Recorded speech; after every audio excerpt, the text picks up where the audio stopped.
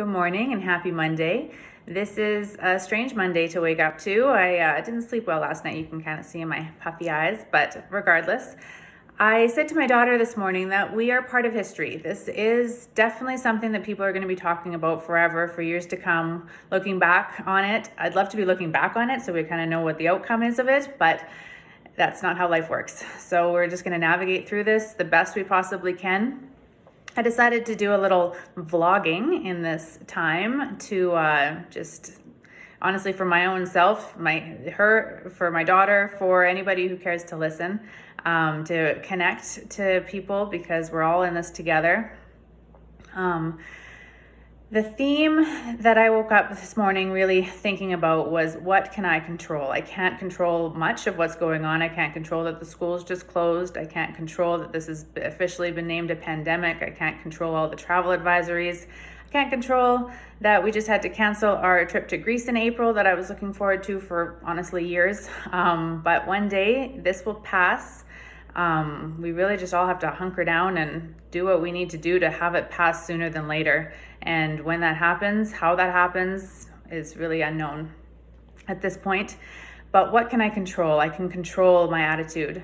I can control how much I support people versus judge people. Easy to get into judgment mode in this high emotional environment, but how much I support versus judge people is very, very important. How much I don't panic. I just stay calm. This will pass. We have no control over it. We have control over ourselves. We have control about how much we wash our hands. We have control over how much we help our neighbors. We have control over how much we help our vulnerable sector who can't be out getting groceries or toilet paper or anything else that is of essential needs. What can I control? I can control how organized my house gets in these next couple weeks, or however long we're kind of sticking around the house. That's kind of exciting to me. I'm usually running off in 10-minute intervals throughout the day.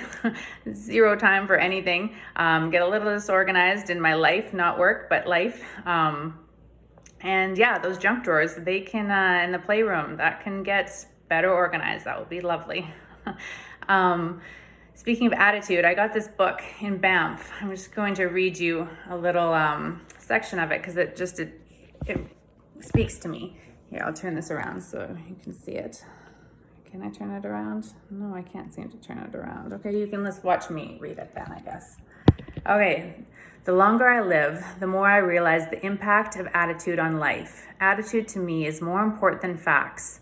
It is more important than the past, than education, than money, than circumstances, than failures, than successes, than what other people think or say or do.